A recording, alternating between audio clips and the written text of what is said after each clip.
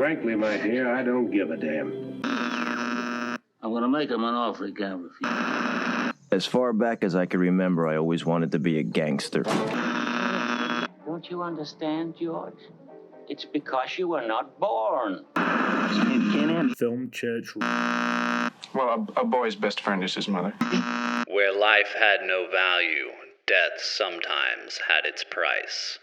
That is why the bounty killers appeared. Hello, and welcome to Film Church Radio, the podcast that treats cinema as a religion. It's Sunday, I'm Lewis. And I'm Brandon. And we are here to talk about movies.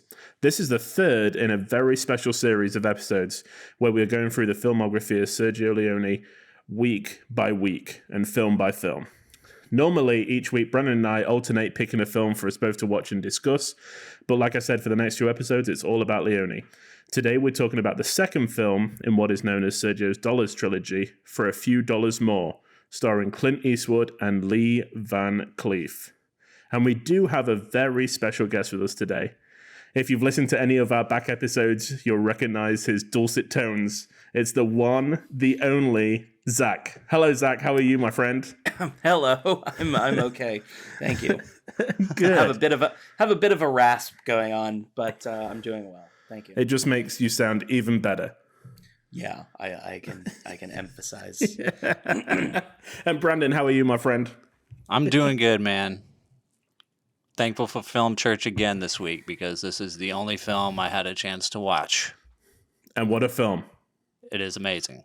Yeah. I'm sure we'll talk about it in depth later on in the show. But before we get to that, we'd just like to say thank you to everyone who's been listening to the podcast and sending their love for the show. It means a lot. We really enjoy doing it, and we're glad that people are listening. If you're new to the show and you're enjoying it so far, hit that subscribe button, hit the bell to be notified when a new episode is available. And all our back episodes are streaming everywhere that you listen to podcasts. So go ahead and hit that up. This is a film church, so we post episodes on Sundays. And if you really, really do enjoy the show, please share it with your friends. You can find us on all the social media platforms at Film Church Radio, where you can leave us a comment or send a message about the show. We'd also love for you to rate and review the show on whatever podcast service you're streaming from. Now, before we discuss the one film that Brandon watched this week, let's talk about the other films that Zach and I watched this week. So we're going to talk just high level, just kind of go through a few of these and pick out some of the favorite ones that we've watched this week. And there might be spoilers, but we'll try and keep it relatively spoiler free.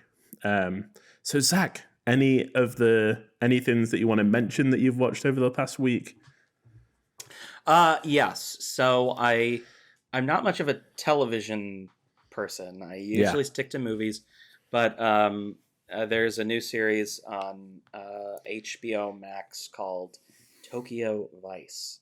And I've literally only watched the pilot. I think there's 4 or 5 episodes by now. Yeah. But the reason I watched the pilot is because the pilot, and only the pilot, as far as I know, was directed by Michael Mann. And cool. I am a big Michael Mann fan. And it's been a while since he's made a film. I think the last movie he made was Black Hat with Chris Hemsworth, which was like 2014, 2015 maybe. I can't remember. So he's been not doing anything lately, and so I was just excited to see a new Michael Mann directed thing. So I watched the first episode of that, and I enjoyed it quite a bit. It's very well directed. It's based on a true story about an American journalist who lives in Japan and gets a job working for a Japanese newspaper, which is incredibly difficult to do and is almost impossible for him to as a white American to get on that. But he gets hired and he wants to be a crime reporter. He has some sort of obsession that I assume that the show goes into in later episodes with kind of unraveling the Japanese criminal underworld. And it's based on a actual journalist's memoir. I think the only reason they brought Michael Mann in is because he did Miami Vice, and the title of the book was Tokyo Vice, and I think that they were kind of like, hey, direct the pilot and we'll give you an executive producer credit. Yeah. But I don't know if he's really involved beyond that. But it was very nice. Michael Mann always has these great like close-ups of faces, and in the background, all the lights are very blurred, and so it was great to just see some new Michael Mann stuff. That's great. So that's like the favorite thing I watched, I guess. Yeah, me and Chelsea are always looking for things like TV to watch together. I mean, and I will probably watch the rest of it. I'm a nerd, so I studied Japanese in high school, and in high school I was on the school newspaper staff. So I'm like, oh, this is like teenage me. I love that. Anything else? Any films you've been watching, Zach? I watch a lot of movies. A combination of putting on movies of background noise while I work, and then transferring from my office into the living room and watching usually like one good movie in the evening. Without any distraction. So I watched a movie called The Square, which is a Swedish movie. I think the director's name is Ruben Östlund, and it came out in 2017.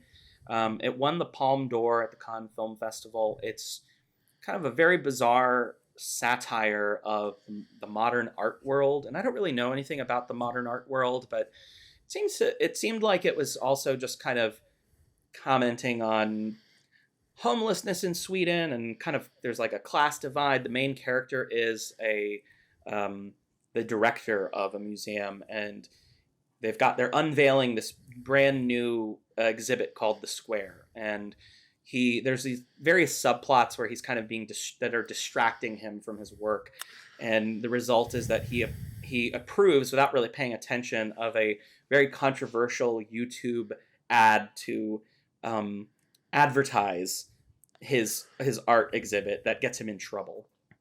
And it's a very strange and slow film, but I found it very funny, which I think was the point. Yeah, I think I remember the advertising campaign. Isn't he shirtless at one point on top of a table? So that's not the main character, but one of the there's an artist who's played by, I think his name is Terry Notary, something like that. He's the second. He's like the main ape villain in the more recent Planet of the Apes movies. Okay. And I think he did the motion capture for the dog in that Harrison Ford movie, that Jack London Harrison Ford movie. Yeah. He specializes in animal. So he plays a character who is a performance artist who performs as an ape in these kind of like in this very like high, like it's a high class dinner, and he comes into the dinner and is interacting with everyone like he's a gorilla or something like that. Wow. Yeah.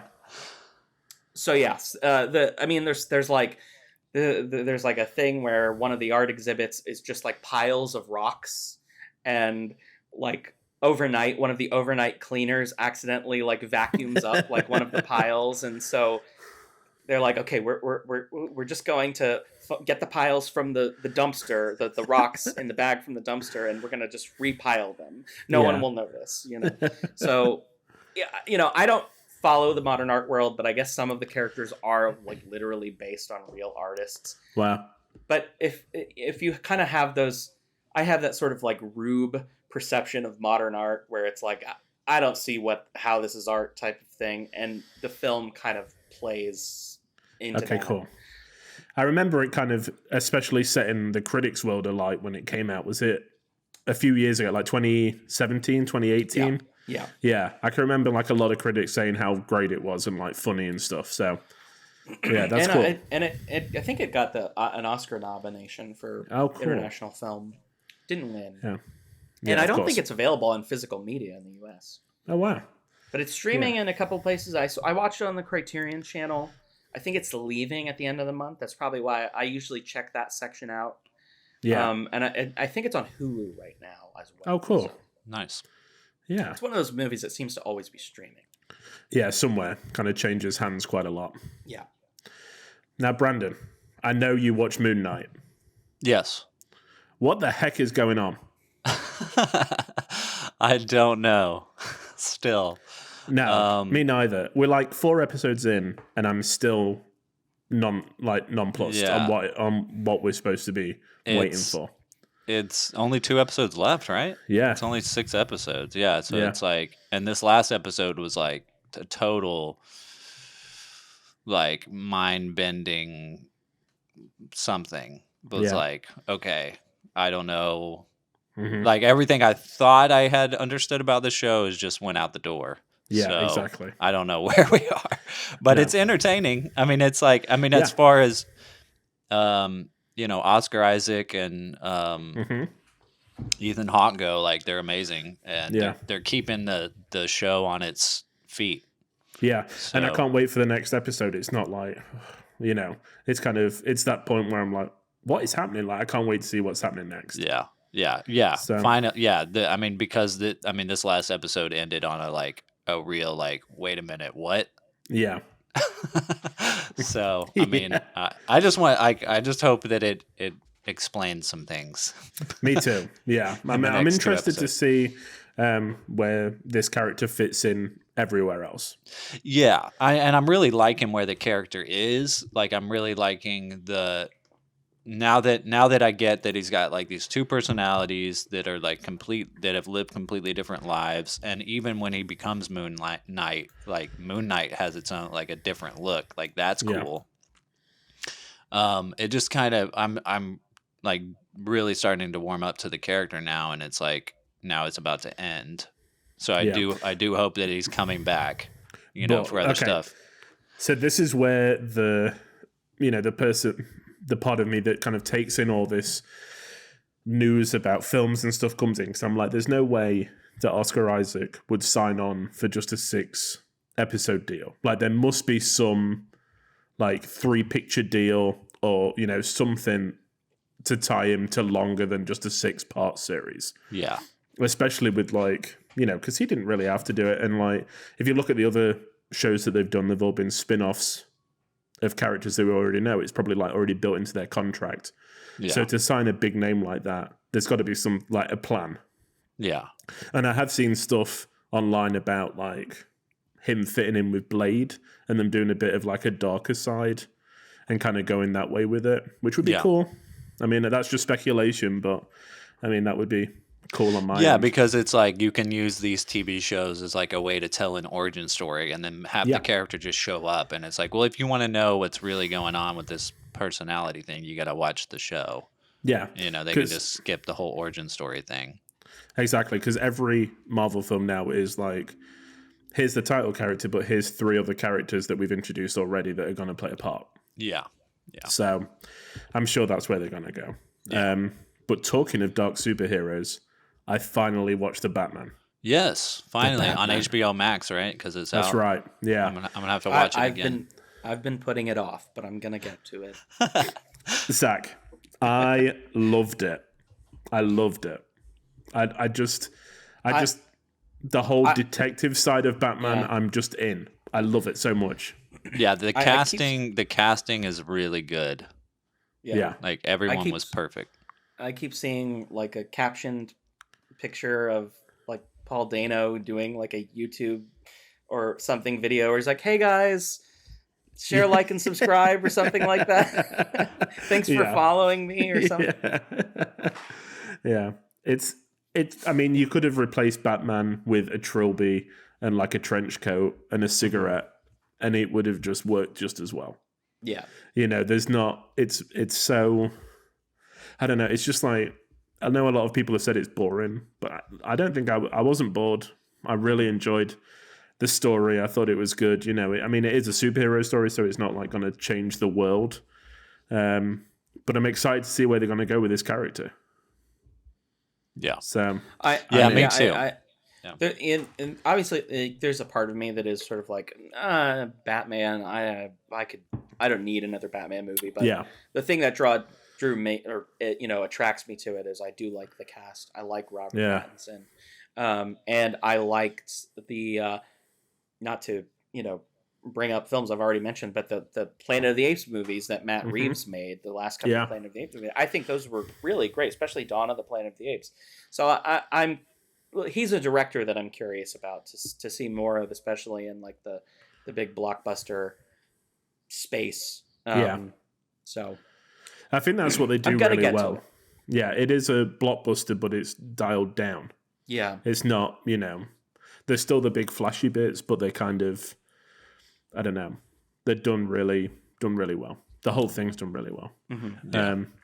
And I finally knocked one of the classics off my to watch list. I finally watched Thelma and Louise. Oh yeah. You never seen it before? I'd never seen it before. And me and Chelsea were looking for something to watch. And she was like, she'd seen it and she was like, let's watch Thelma and Louise. So we put it on and it is so good. I know this is like 20 years too late. It is so good. Yeah. The only thing now watching it with a perspective from, 2022 is that they still pay a lot of attention to the male characters. Yeah. Like when you watch it, the husband's still a major part, the cop's still a major part, Brad Pitt still plays a major part. And that surprised me a lot. I feel like it should have just been Thelma and Louise with these people cutting in and out. But I guess that was the time. I don't know. But it's so much fun. And it's funnier than I thought it would be. It's more sentimental than I thought it would be. Yeah, and I could not believe that Ridley Scott directed it. I didn't know that. I don't know how that passed me by. Yeah.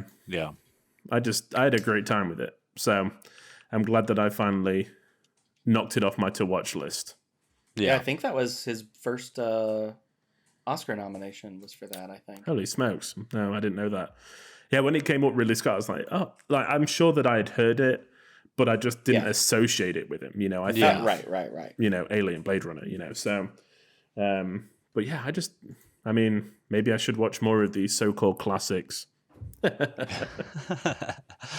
Hey, there's a lot of great ones in the 90s. I did rewatch The Crying Game this week. I don't know if you guys have seen that. It's written and directed by Neil Jordan. It's from the year after Thelma and Louise, 1992.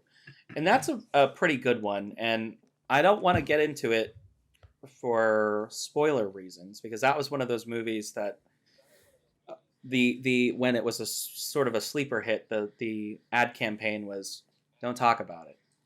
Just tell people to see it, So I revisited that film this week, and it's one of my favorites probably.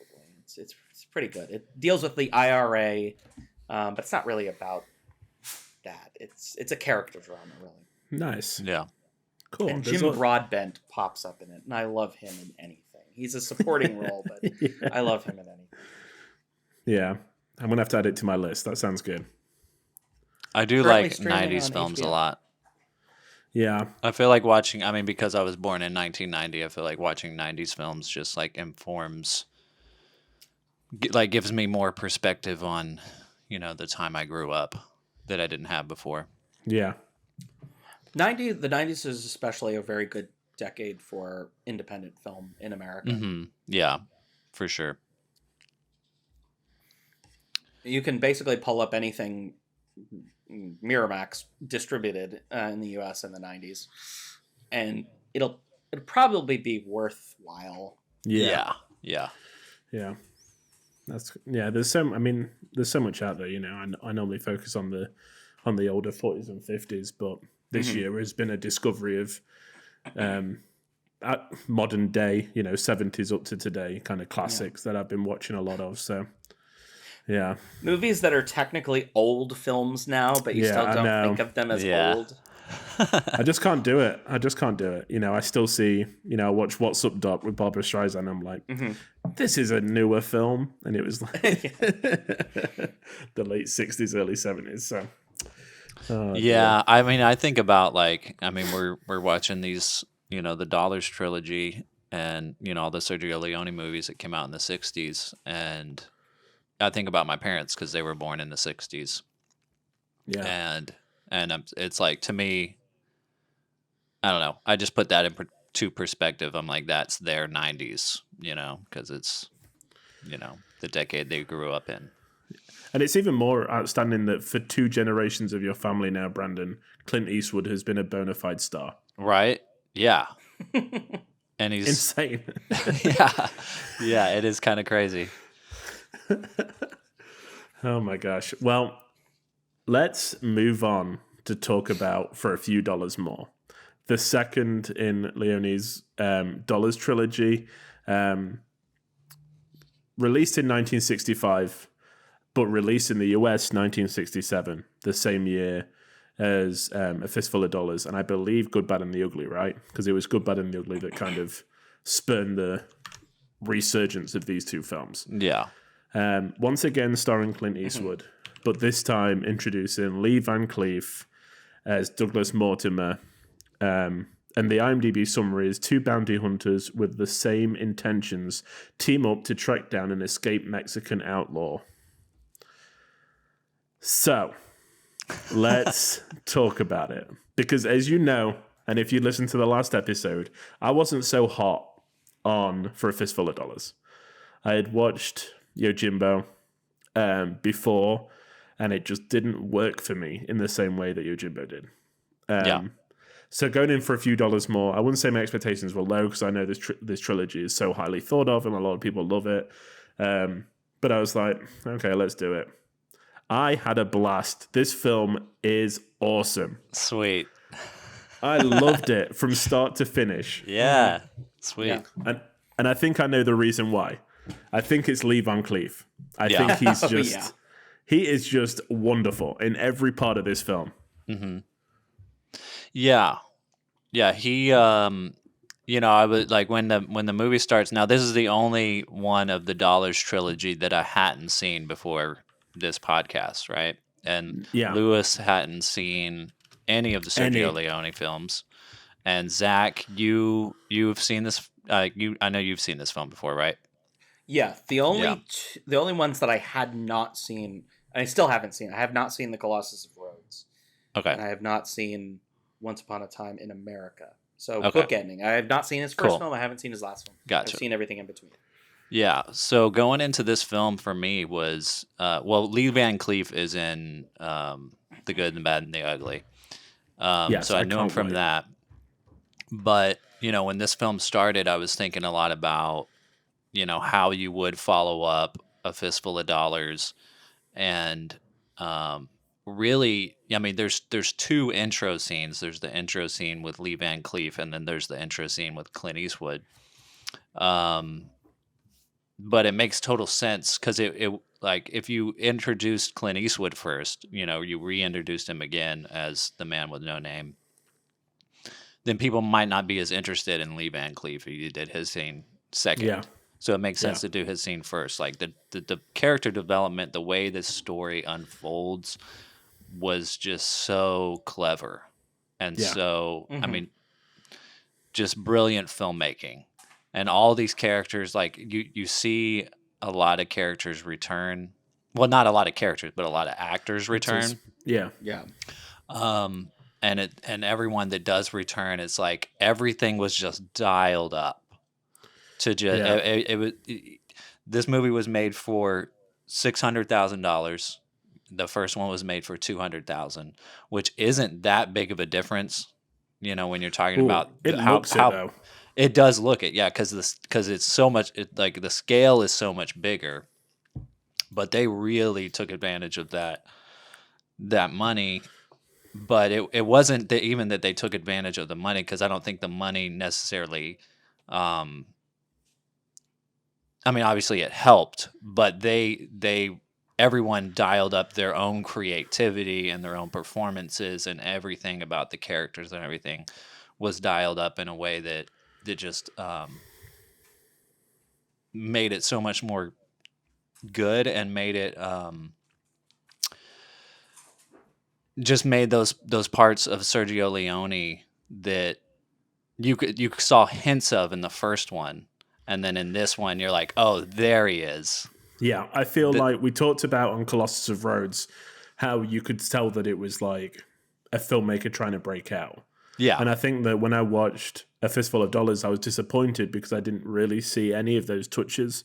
I thought it was, it was kind of a very small scale. It felt like a small crew. You could tell it was made on a budget. Whereas this, you can tell he's flexing his, like he's made the film that has done well enough for him to make another. And this is him being like, here we go. This is what I'm about. Yeah. Yeah. And that's what I love. I love the vista scenes. I love the widescreen shots of the valleys, them riding everywhere. They were just beautiful. The town felt so much more real than it did in A Fistful of Dollars. It felt like lived in. The tavern, like the jailhouse, everything looked real, and kind of a time.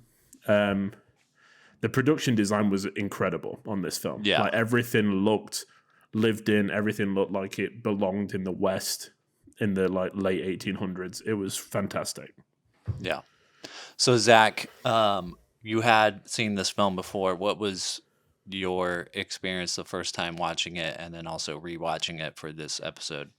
I got to tell you, I don't remember what my first experience was. No worries. I picked this film up when I was in high school, I think. I can show you guys. Obviously, the listeners can't see, but they put out these DVDs of the Dollars trilogy and Duck You Sucker. And I think it was the first time that the Good, the Bad, and the Ugly, the extended version, the most widely available version now, it reincorporates some scenes that had been in, I guess, the Italian version that got cut from the American version. Cool. And when you watch that next week, you'll know where they are, because the guy who's the old guy who plays, well, he's not old, the guy who plays the Tuco in The Good, the Bad, and the Ugly. So not Clint Eastwood, not Lee Van Cleef, Eli Wallach. He had not recorded his English dialogue for those scenes back in 1966, so you can hear that he's an old man in his dub, because they remastered the film and reincorporated these scenes from the Italian version. So I think that was the first time that those were available. So it was like all these movies. So I think I must have asked for them for Christmas or a birthday or something like that. Maybe split up that, 2 for Christmas. I don't remember, but I think I just watched all of them in like one kind of marathon, or over the course of a weekend or something like that. Yeah. And I would continuously rewatch. I think for a few dollars more is probably one of the ones that I rewatched the most when I was a teenager. And sometimes I would just kind of put it on, and but I don't really remember what my first impression of it was. But I think it's actually my favorite of the Dollars trilogy. Not my favorite Leone film, but it's probably my favorite of the Dollars trilogy. For a few dollars more is? Yes. Okay. And so revisiting it this week was great, because it was just a lot of stuff that I had forgotten. Yeah. I had totally forgotten about a lot of the humor that was in the movie, except for the one joke that I always remember, because it's probably my favorite moment in any Leone film, is the guy with the half-shaved face. Yeah. That is my favorite shot, scene, anything in anything Leone. But just as the film starts, the way that everyone responds to Lee Van Cleef on the train, and then his exit from the train is just hilarious to me. Yeah. Where he's done the emergency stop, and he opens up the thing, and he's got his horse with him. Like the only thing that would have made it funnier if he was actually on the horse. But and he says, the train, the train line could make arrangements with you to get you off the train where you want to go. He's like, well, I'm off the train now. Like, there's so much. I think I had forgotten how funny this movie was. And I might not have recognized that even when I was a teenager. I was probably just thinking it was cool.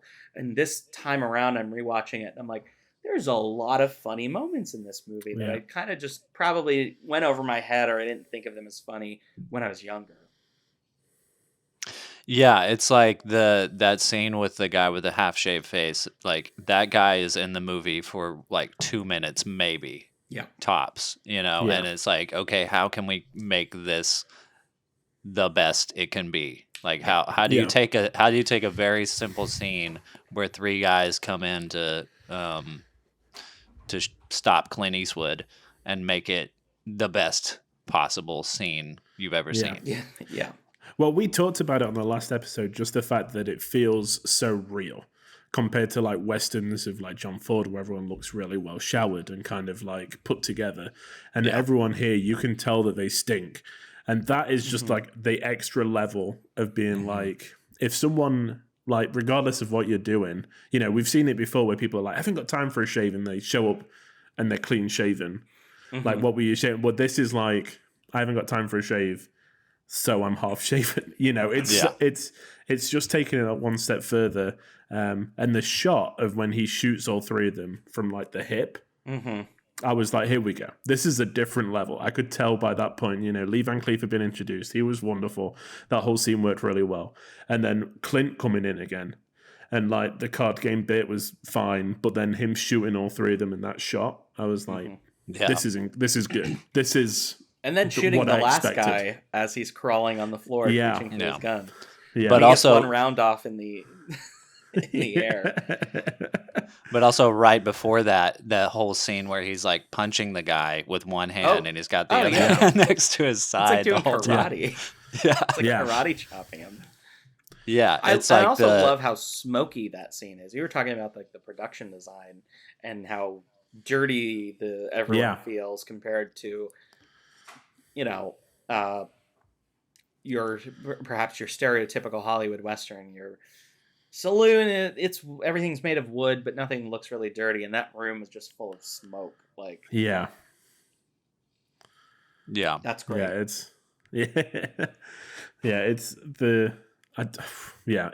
great, and the people that he found to be in this film are very interesting looking. Like, every character I feel is memorable by their face. Yeah. Like, there's no one that just kind of blends into the background. You know, he goes to the hotel, Clint does, and both the hotel manager and his wife are both like they're a face you feel you've seen before, but you can't place them because they're so different. You know? Yeah.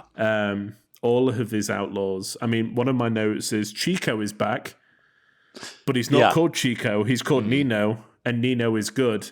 Oh, no, wait. No, he's not. It's one of my notes. Wait, so who was that in this movie? So Nino was the stereotypical bandit. He's the bigger guy that's got the big sombrero, and he's got the two kind of I don't know what they call the ammo. Yeah, the Chewbacca gun belt thing. Yeah. Okay. So he's pretty much wearing the exact same costume as he wore as his role in Chico in as Fistful of Dollars here, but he's called Nino. And I liked him a lot. I was so glad he was back. He got killed pretty quickly, but as soon as he came in properly, he was stabbed in the back.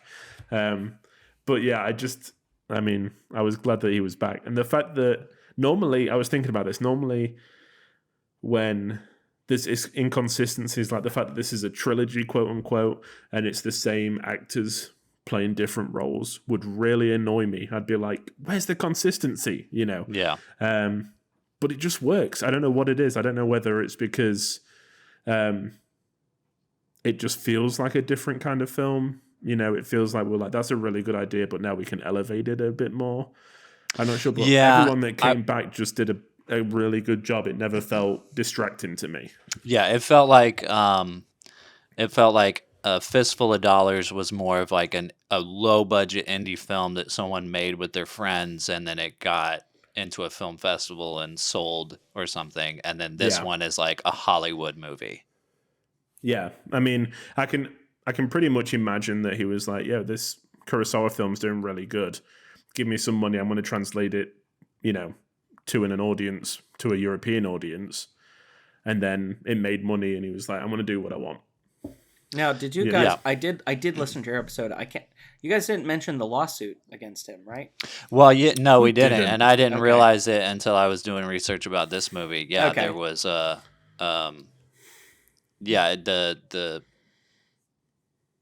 between Toho, the producers, right, of the Toho, the studio that produced Yojimbo, sued Leone. Oh, that's the lawsuit you're talking about. Well, there was another dispute between the producers of A Fistful of Dollars and Sergio Leone. Okay. They wouldn't, like, Sergio Leone was supposed to make 30% of the profits, and they wouldn't give him the money.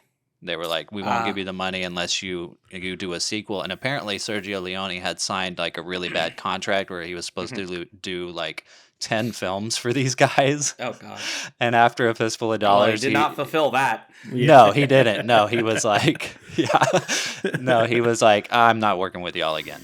And the studio behind. Sorry, you continue. No, go ahead. Well, the studio that made Yojimbo, Toho, sued Sergio Leone for plagiarism. Yeah. For ripping off Yojimbo, and I because believe it's pretty blatant.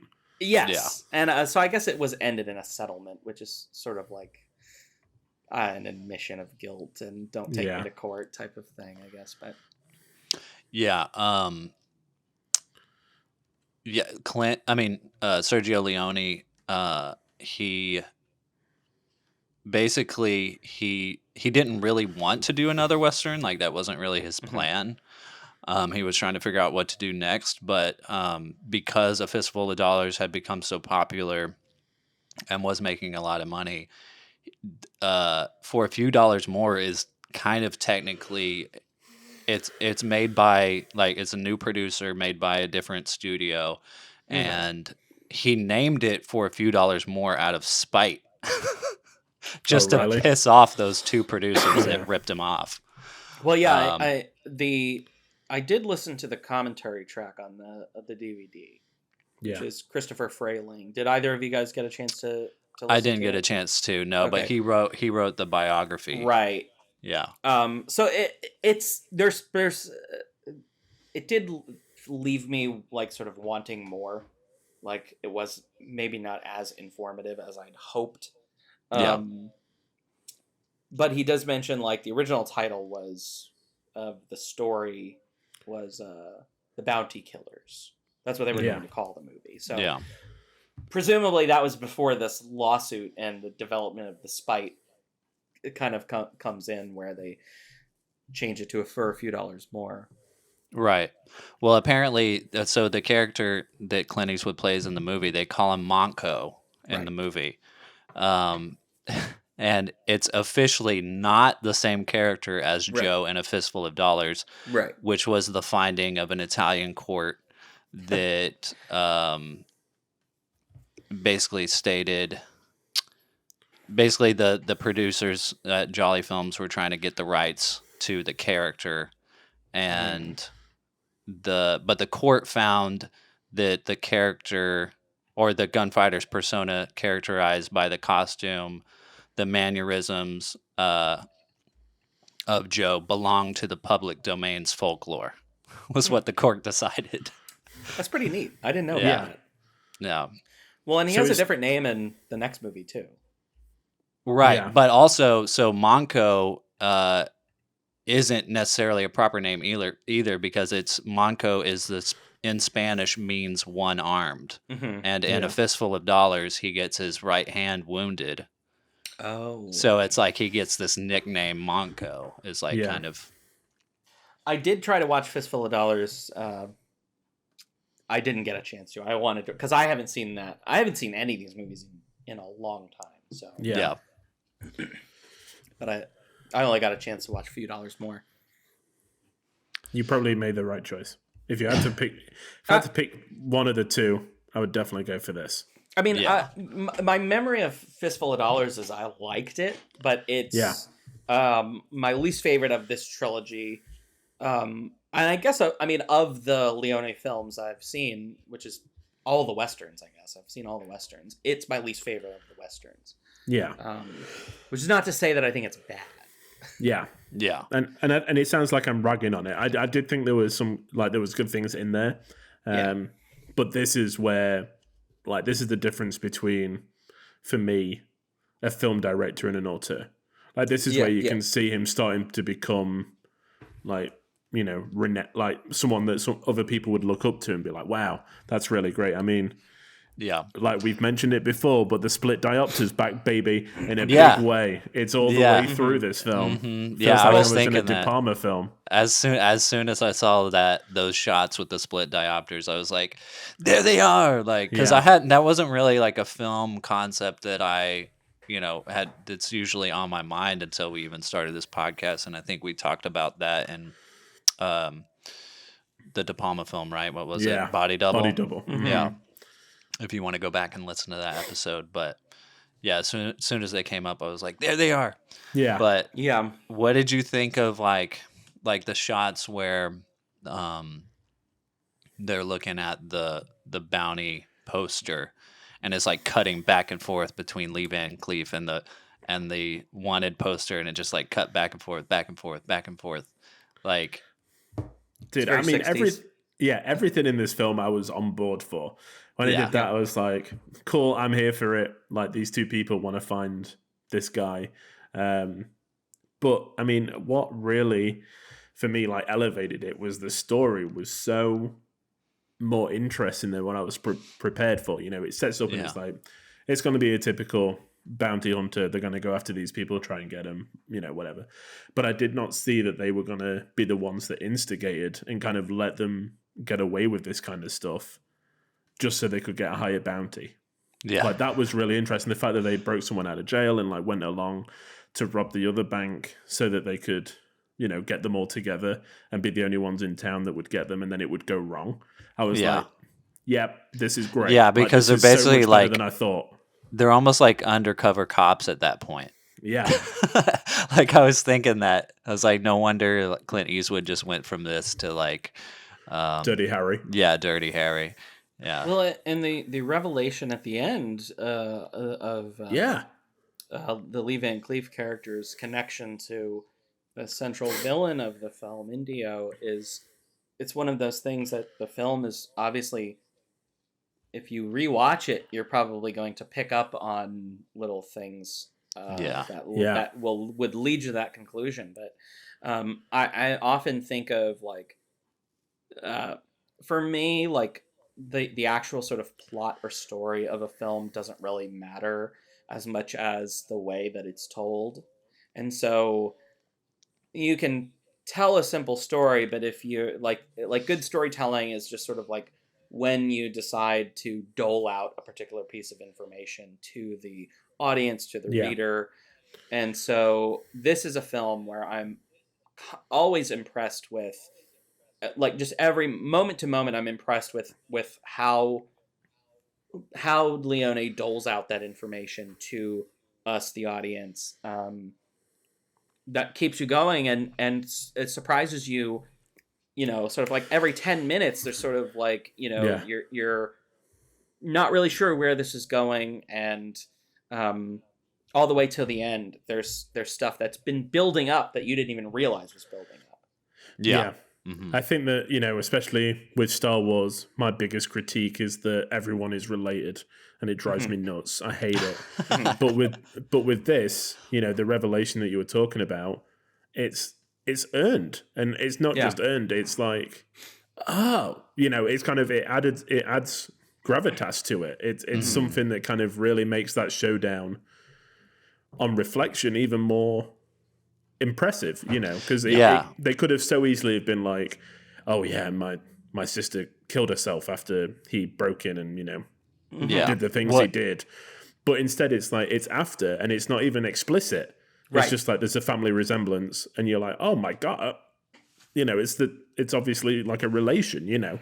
And that was really impressive, that kind of just the choice that he made there. Even the showdown in general, like even bringing back the music box, like the showdown in the first part of the movie that he has with the guy that like put him in jail, and he uses the music box, and he's like, when the music stops, then pick up your gun or whatever. Like, that scene was so good just by itself. He didn't even have to, like, by the time the end scene comes where he brings it back, it was like, oh, this is they just made this really good. Whereas, like, you know, that scene worked on its own without bringing it back, but it really made the end work really well. Because I did feel like my one critique was like there was, you know, towards the last part of the movie, with the exception of like maybe the last 15 or 10 minutes, was starting to feel like it was dragging on a bit. And then when that scene comes, it's like you're just like right back up in your seat. Yeah. because I was a bit worried before that. I was like, are we really saying that the reason that the Indian or India or whatever his name, it like the reason he is the way he is because a woman killed herself while he was raping her? I was really worried that was going to be like his origin story, quote unquote. So when they made it kind of tie back into the heroes, I was like, oh, thank goodness. I didn't, I really didn't need that as part of his backstory. I didn't need to know that. But I'm glad that it related to somebody else. Yeah. Yeah. I was worried that that's where they were going. Yeah. Yeah, and then that whole end scene. Now I know you like Lewis hasn't seen The Good and the Bad and the Ugly yet, but there's so much foreshadowing going on in this movie for what's coming in the next one. And I haven't watched The Good and the Bad and the Ugly in I don't know how long. But the things that I do remember about it, like I see so many hints coming. So I'm really excited to watch the next one to see if, because when I saw The Good and Bad, the Ugly for the first time, I was like, this is like the greatest movie I've ever seen. Like it was so good. So now watching them in order and seeing how we're building to it, I'm wondering how impressed I'll be. I'm sure I'll still be very impressed, but it'll be interesting to rewatch it. Yeah, I'm excited to watch it.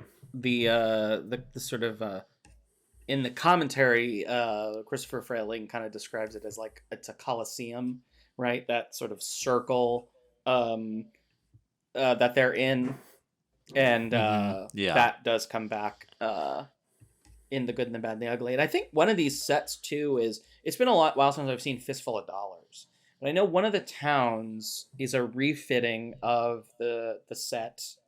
Of the town in Fistful of Dollars. I want to say maybe the town in the opening scene with or not the opening scene, but Lee Van Cleef, the town where he catches his bounty in the first 10 minutes of the movie. Yeah. I want to say that town is a refitting of the set that they used in Fistful of Dollars. But some of the places like the town that they go into where they shoot down the apples from the tree. Yeah. That's not a set. That's just a town in Spain. And that's like what it looks like still. Wow. Yeah. Yeah. There is I wrote it down somewhere. There is a town that they did build that is still there. Yeah, a lot of the towns are sets.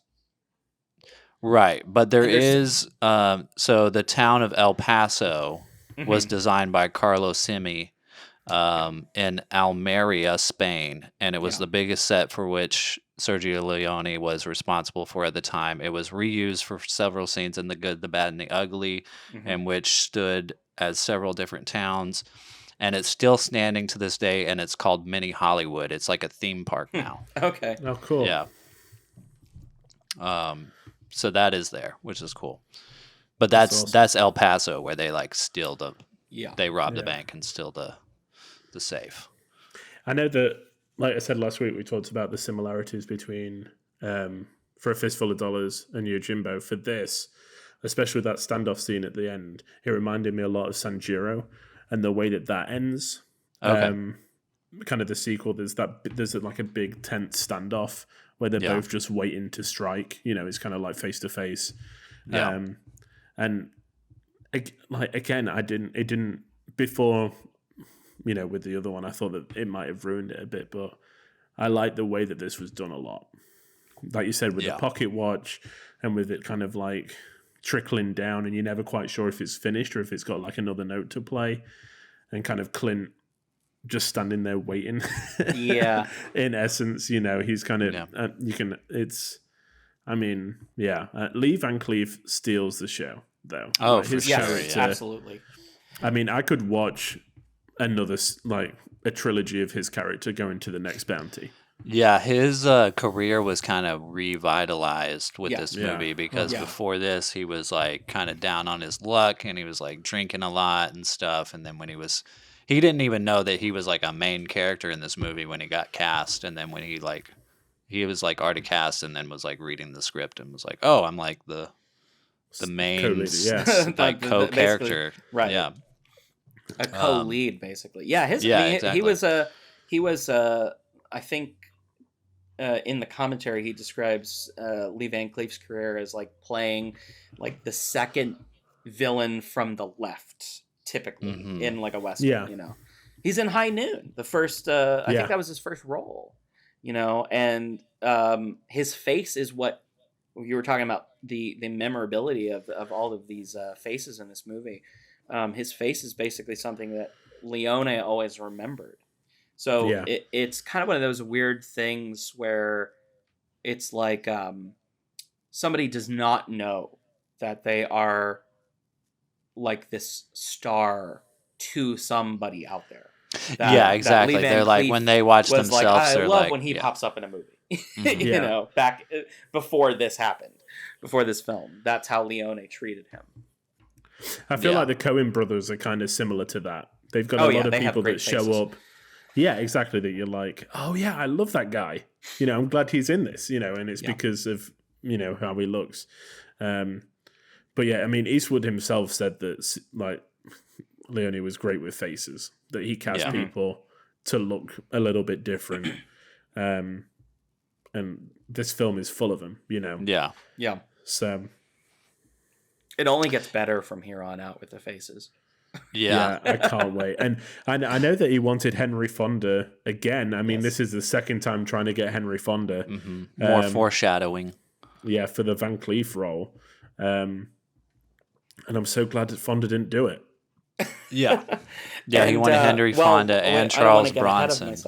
Yeah, I don't want to get ahead of myself because Charles Bronson and Henry Fonda are both in Once Upon a Time in the West. Hands down, my favorite Leone film. So, okay, cool. Good to know. I don't want to hype it up for you guys, but I'd be curious if you feel similarly or maybe you disagree. I don't know. I have seen it, but I'll let you know what I think. Okay, yeah. On the rewatch. On the episode, yeah. Well, and it's kind of, so like something that I know about that movie is that like there, and I don't want to get ahead of ourselves here. There were when Leone and his co-writers wrote that film, there was like basically like a spending a weekend sitting and watching old westerns and writing down stuff that like, oh, okay, we could use that, all these little details from Hollywood westerns that they love, and that is apparently something that this movie is also full of, and it kind of like I guess ties into Leone stealing the basic plot of Yojimbo, where a lot of he was he influenced Quentin Tarantino, who does this all the time, that Leone was stealing little things, little bits and pieces to make every movie. And this movie is apparently a lot of the details about Lee Van Cleef's character, the pipe and the way he dresses, and even the watch with the lullaby or whatever it is. These are like little bits and pieces from movies that westerns that Lee Van Cleef was in previously. So he is constantly referencing his favorite films, which aren't necessarily, it's not The Searchers, you know, it's not like the essential westerns as far as I can tell. But this film is full of references to Hollywood westerns, from the plots to the subplots to character details and all of that sort of thing. And he goes on to do that in all of his westerns, really. Yeah. Wow. That's so great. I just love I love a director that can reference movies. I feel like as film buffs, it kind of just, it elevates the film, for like, especially for me. If I can see a reference there to something that's come before, as I was mentioning with the, you know, there isn't a direct pull, you know, we're not going to talk about the remake of Psycho here, but if they're going to, if they're going to do something, I like that they do it differently. And I think that's what worked with this film, is like, it's something that I feel like I've seen before, but it's elevated. It's not what I've seen before. Yeah. It's something completely different, especially with the way that it's shot, with the characters that are introduced, the plot points that kind of drive the story forward, the ending as well. I mean, I could have given you like $50 instead, that they would have split the money half and half. But as we find out, it's not about the money. Right. It's, and yeah, every level for me just worked really well. And I'm excited again about this journey because I felt like I was a bit bummed after the last one. Yeah. I'd heard so much about the Dollars trilogy, and I was like, if this is my reaction to the first, I'm worried about the next two. Yeah. But yeah, it's great. Yeah, I'm excited to see your thoughts on the rest of it too. Yeah, I'm Hell really yeah. glad you like this one. It's probably best to not actually think of them as a trilogy. I think that's what I'm trying to do. Yeah, Which I think was sort of something that, even though this film was a quote-unquote sequel, it was made because Fistful of Dollars was such a huge hit. Yeah. yeah. The movies are not really telling any sort of cohesive story No. across the three of them. Yeah. They're a trilogy because Clint Eastwood plays a character who is dressed the same and behaves the same throughout all three of them, and that's kind of it, Cool. Well, speaking of which, there are fan theories that A Fistful of Dollars and For a Few Dollars More are actually sequels to The Good, the Bad, and the Ugly. Yes. For a few different reasons. Both Fistful of Dollars and A Few Dollars More are post-Civil War, while The Good, Bad, and the Ugly takes place during the Civil War. Yes. And Clint Eastwood's costume is fully established and doesn't vary in the prequels, and he talks about retiring like in this movie, and he gets all the money at the end of this movie. Yeah. Yeah. It's like him riding off into the sunset here is kind of where you'd like to leave him. right, exactly. Yeah, I think in The Good, the Bad, and the Ugly, he does not start off in the familiar costume, and he gets the poncho at some point. That's like the only piece of the costume that I remember him getting.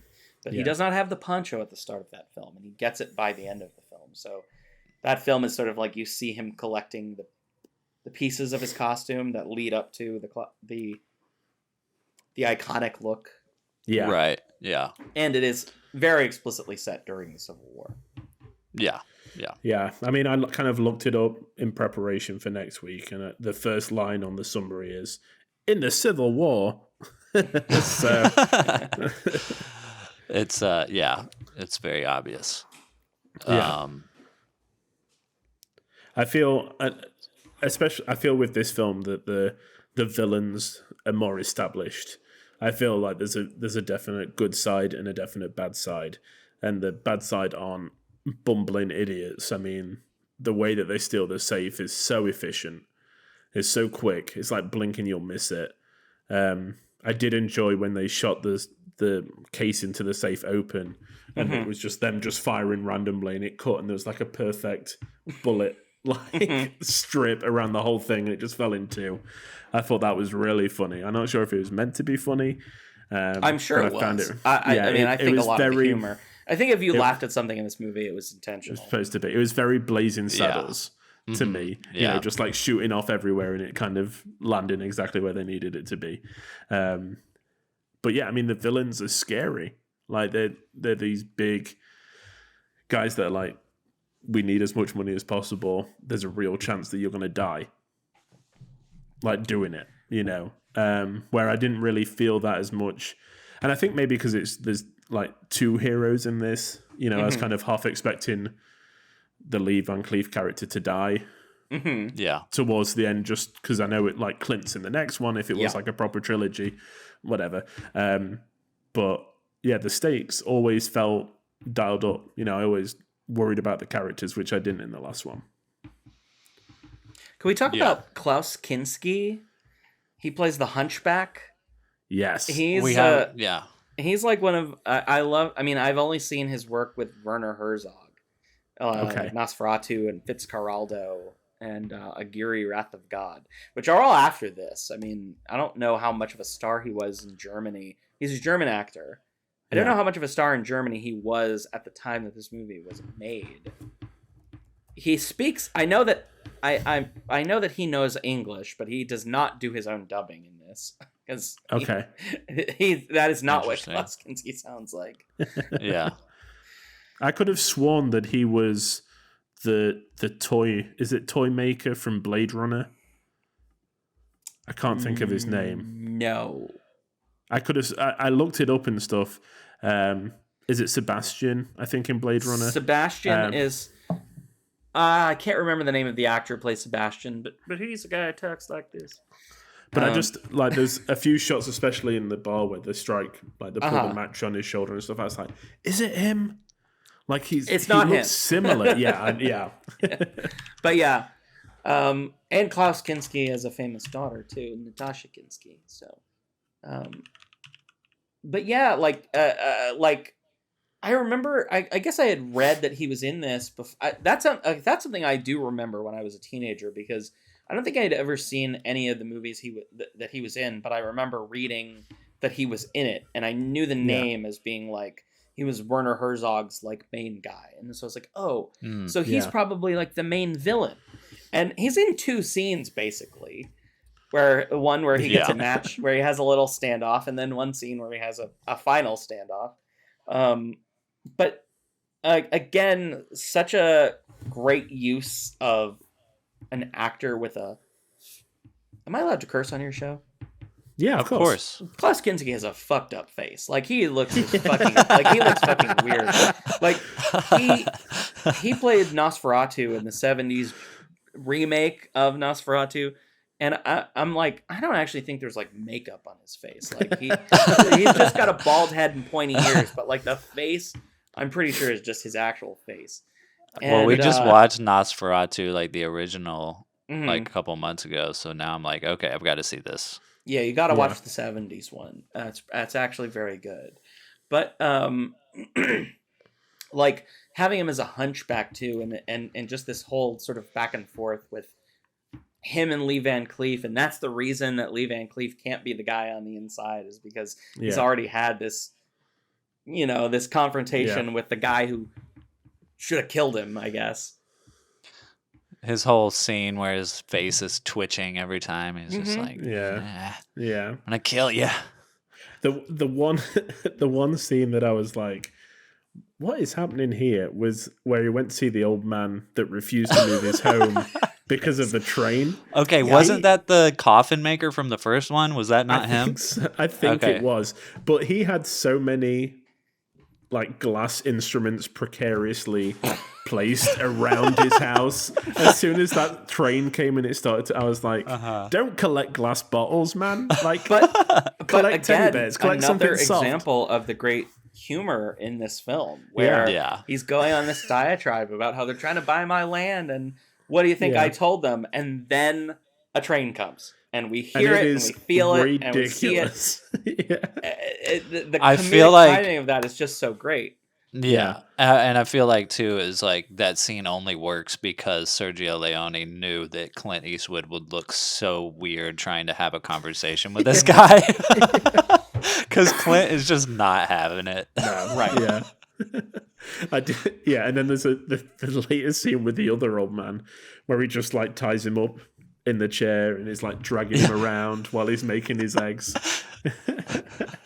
I think the old characters or the aged characters in this are my favorite parts. I could be totally just misreading this, and westerns are full of a common theme in westerns is this sort of fear of modernity, where as the technology changes, the West no longer becomes the Wild West. It sort of fences start going up, trains start connecting the coasts together, and that sort of thing. And that's like the only scene in this movie that really touches on something like that, where because he's blaming the trains, right?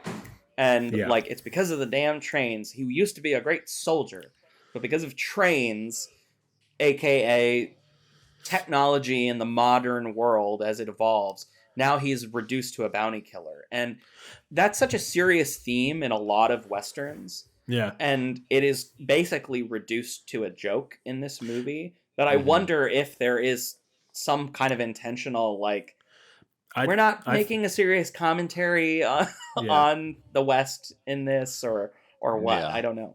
I think there was one more instance where you could see the modernization, I guess, kind of creeping in, was the telephone pole when he was Oh, like, yeah, yeah. I'm gonna shoot the lines of the telephone pole. Yeah.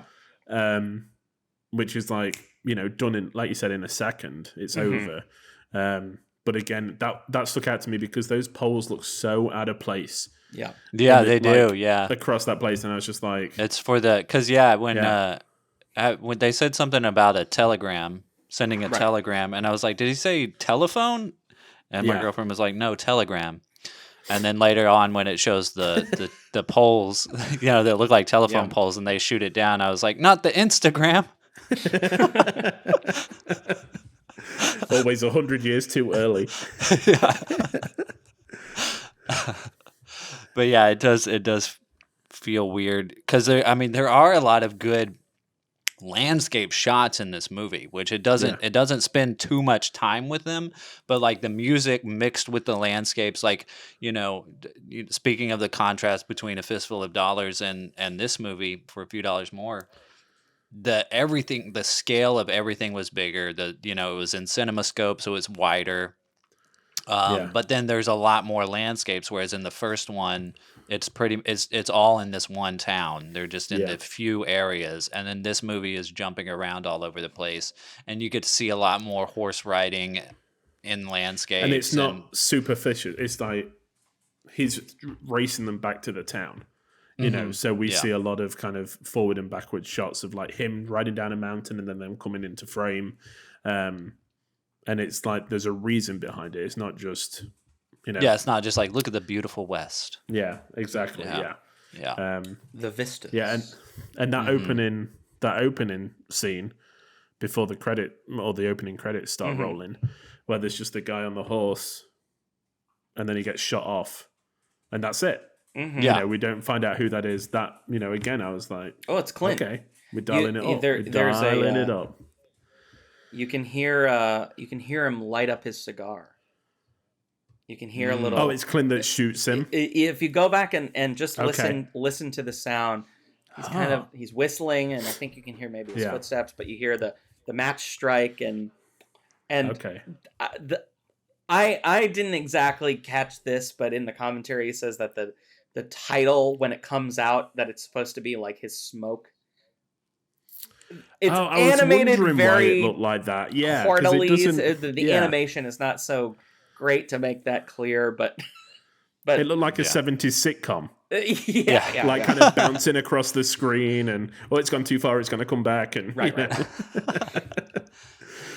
Yeah, I love the opening title sequences, but you guys know that I love like weird title sequences like that. Yeah.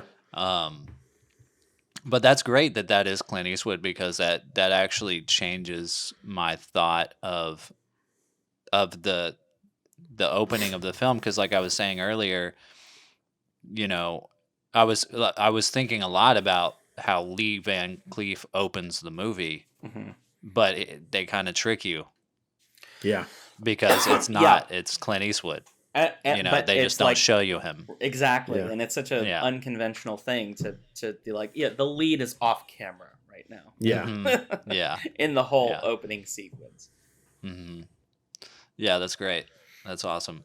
It is crazy that like when they offered Clint Eastwood the movie For a Few Dollars More, Clint had not seen A Fistful of Dollars yet.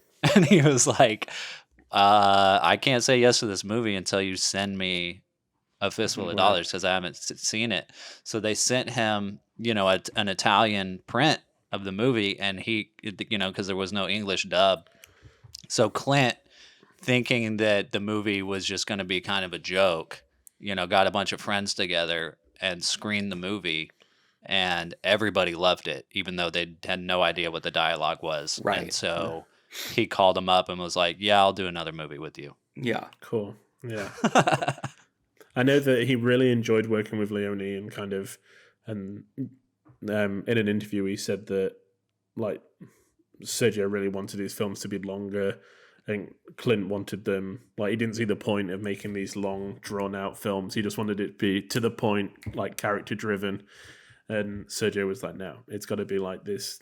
It's a story. You know, it's Yeah. not just a snapshot. It's got to be a story. And I think that we're starting to see that. I know that, you know, famously Once Upon a Time in America is like 4 hours plus.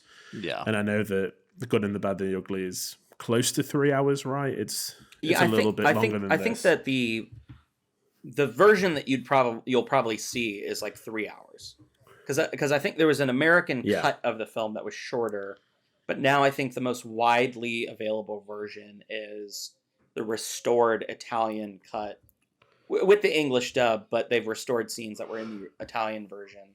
So I think it's like an almost exactly 3 hours.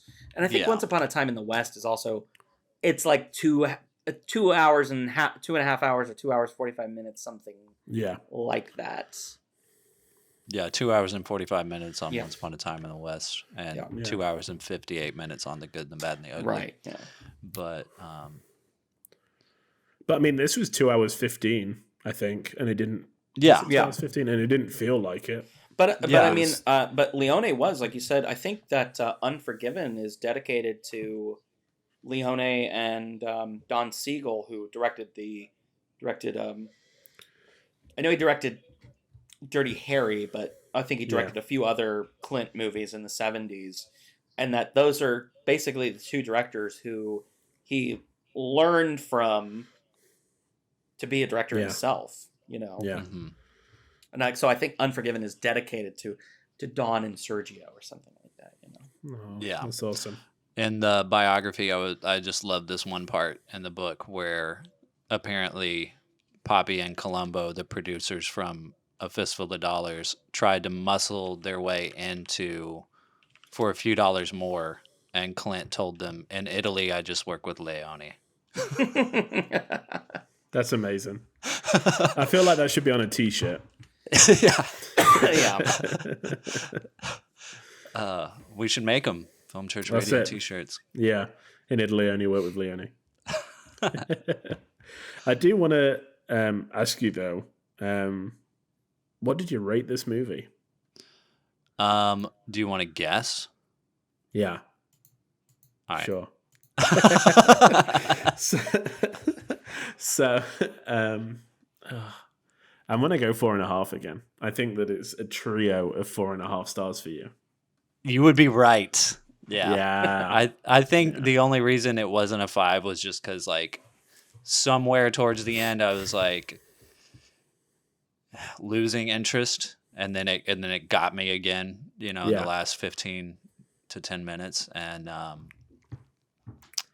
yeah, so it's 4.5. But I mean, this movie was amazing. It is weird, like they're all very different so far. The three that we've watched of Leone's, Colossus of Rhodes, Fistful of Dollars, and For a Few Dollars More, are very different. But I love the style of this movie. Like, it feels like the kind of stuff that I would do. You know, like I love the playfulness of it. Of like, yeah, we're making a movie. It's fun. Yeah. You know, like I was talking about the shots earlier of them of how many times it's cutting back and forth between Lee Van Cleef and looking at the bounty hunter poster. It's so playful, and they're having fun making movies, and you can tell, and it's fun to watch them, and and it amazes me that, you know, just knowing the amount of work it took to edit sequences like that, like coming from, you know, editing in the modern day on a computer, it's still you know, it's not very difficult to edit those scenes, but even cutting back and forth that much to put a sequence together like that, it still takes time. And to know that they had to do it by hand. And I'm sure that, you know, the editor, and maybe Leone cut this himself, because I think maybe he cut the other one. I can't remember if I'm mixing that up or not, but yeah, just to know that he was like, no, this is what I want. You're going to cut it like this. And how much time it took to cut something like that together is great. Love that. I'm going to guess that you rated it 4.5. No. You're hot. I'm hot. 4. Yes. Okay. 4. Yeah. As soon as I said 4.5, I was like, I bet it was 4. Should I'm always very go lower. much of a rewatch type of person. I think that, like, at first when I rate something, my reservations are there. I'm like, will this stick with me? 5-star films are kind of reserved for the ones that I can put on any time. Psycho, Jaws, to name but 2. But I did really enjoy it, and it's the 4-star is like, get back to this as soon as possible. Let's rewatch this. It's really fun, and plus I know that we've got some big hitters coming up. I don't want to go 5 and then be high. I preferred this one, but I can't give it anything higher. But it was. They can it's still good. be 5 stars and I know and still be ranked differently. It's my own internal battle. I understand. My ratings. I'm very generous with my 5 stars. Oh really? This is a 5-star for me. But I've seen it. I've seen it multiple times. Yeah, exactly. Yeah. And I don't do half stars. Okay. Except if I hate a movie, I'll give it half a star. Half a star. Yeah. But that's the only time I use half a star. Because you can't do 0. Right. I want to. It's sort of like I want to emphasize that I really fucking hate it. Yeah. Free Guy. I think that was my last half-star movie. Was Free Guy. Damn. Can I ask where you bought the Christopher Frayling book? Because I see it listed with gigantic this is a price story. tag. Dude, I got so lucky with this movie. Yeah, it's like so everywhere you annoyed. look, it's $100, Right? And Or 1,000. Oh, really? there's two maybe I can make some listings money. on Amazon, and one of them is $1,200. Holy moly! Yeah. Well, maybe I could make some money off this. Now there's two versions. I think there's the there's the original print, and then there's a second edition, I think. Okay. This is the original print, and I searched on Half Price Books, the website, and it was listed for $10. Okay. And I ordered it, and it took a couple of weeks, but I got it pretty quickly, and I feel like it was like, I feel like it just happened to come in, and it was like one of these post-COVID like new employees. And they're like, well, $10 listed on the website. And then I bought it, and it's like, they didn't have to bother like researching how much it was worth. Right.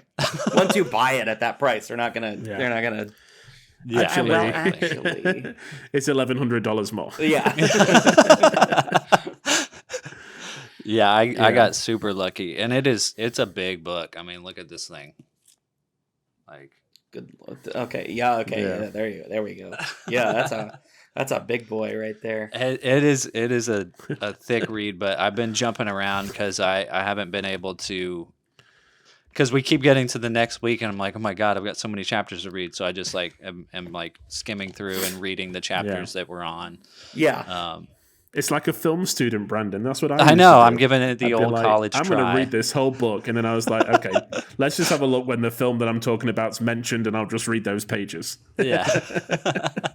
But it is good. There's a lot of like little gems in there, and it goes into a lot of detail. I mean, that's awesome. It's going into like films that Leone was watching and influenced by and stuff. That's so cool. It's so many things that I'm like, I don't know any of, like, what is this stuff? Like, yeah, I mean, so from the commentary, you can tell that Sir Christopher Frayling is a Leone obsessive. Like it, as much as I was sort of like, and I think I listened to all these commentaries once or twice back when I was a teenager, because I used to like put a commentary on to like fall asleep.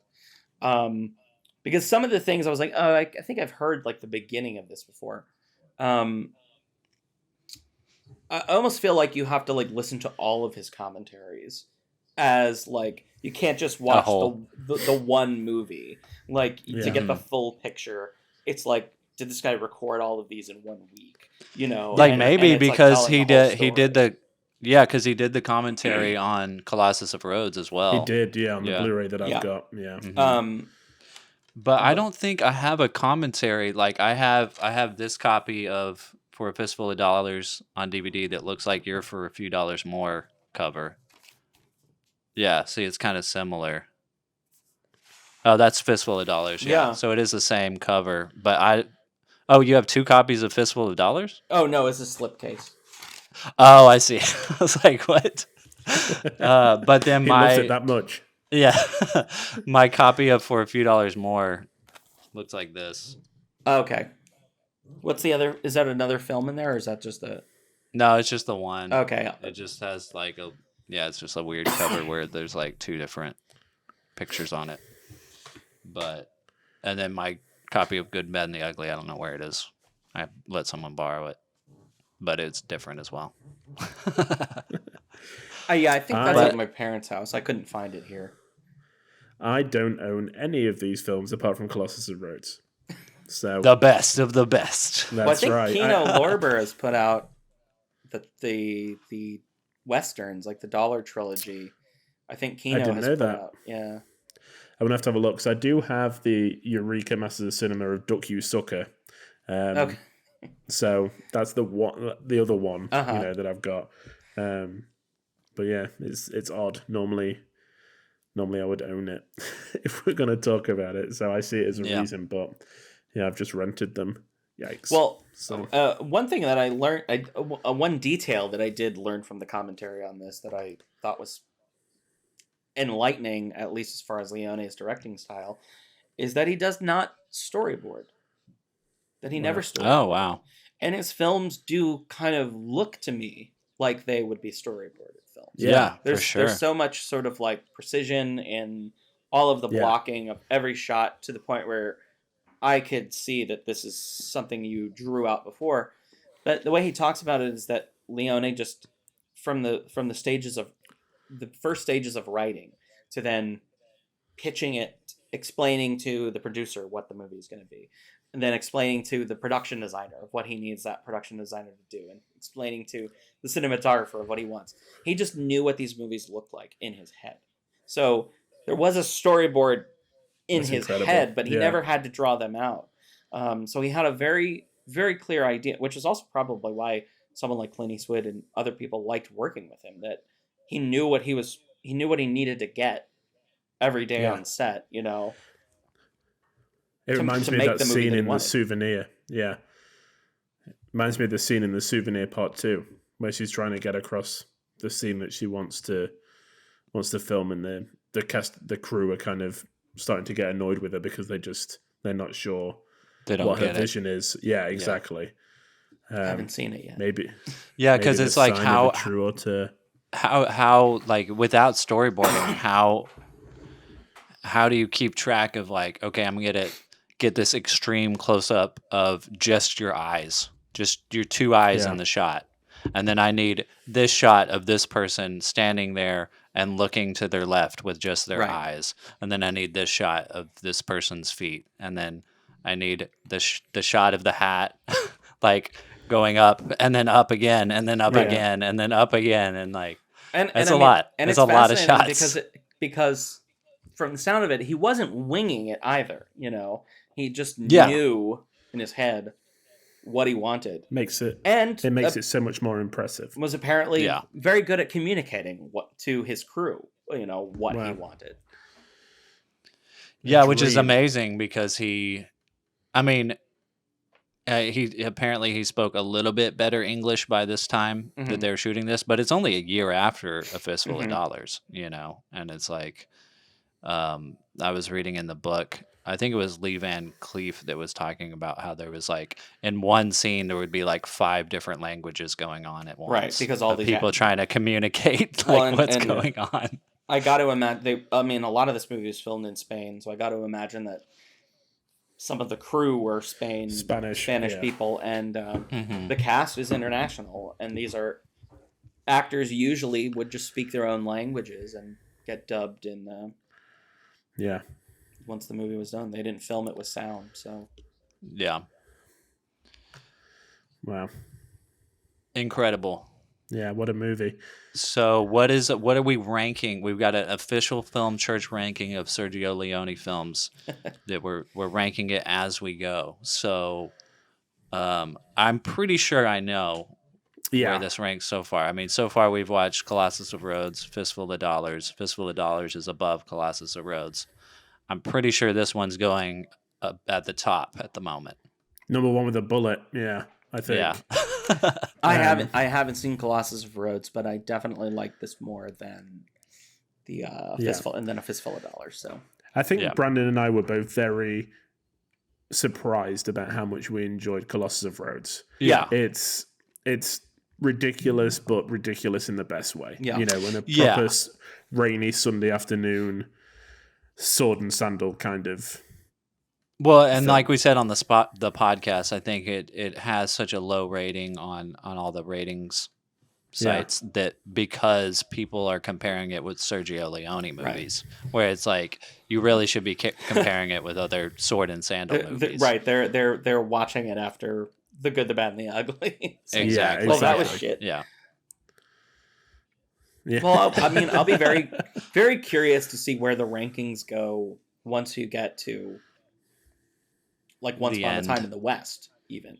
Yeah. I haven't seen Once Upon a Time in America, but it obviously those three movies, Good, the Bad, and the Ugly, Once Upon a Time in the West, and Once Upon a Time in America, all very highly regarded. I mean, the two I've seen I love, but all of those, any of those movies on someone's top 5 of all time, it doesn't shake you. So I'll be very curious to see where your guys' rankings go from there, and where Duck You Sucker is. I mean, I remember, I haven't seen that one in years. I remember enjoying it.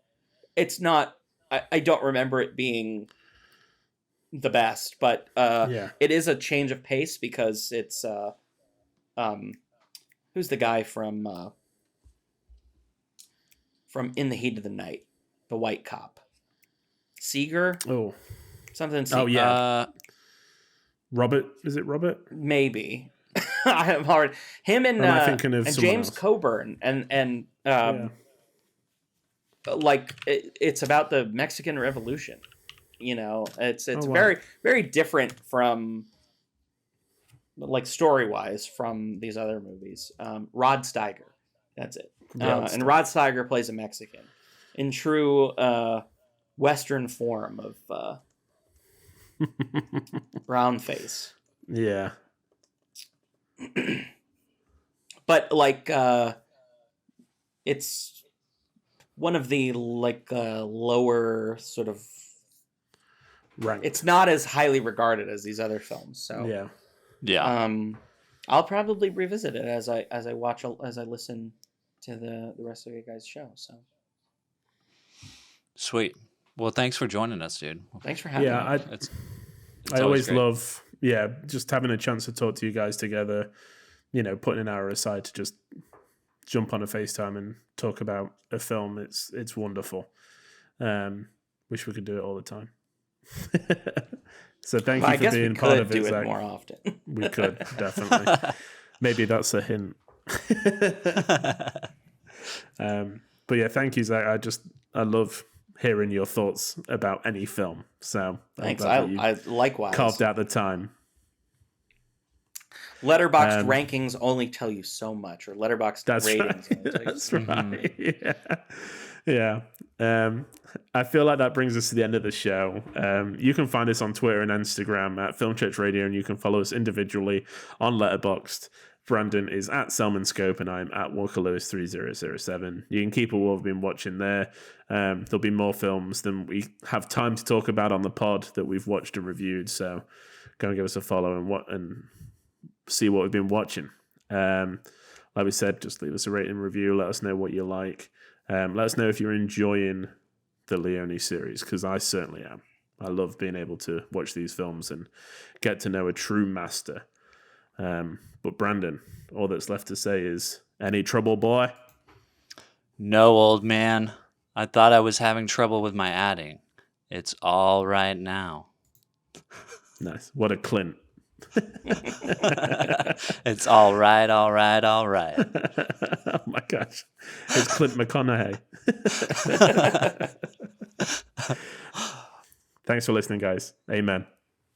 Amen. Amen. Thanks, everybody. Have a good night. Have a good day. Good week. See you next Sunday. Bye. Bye. Bye.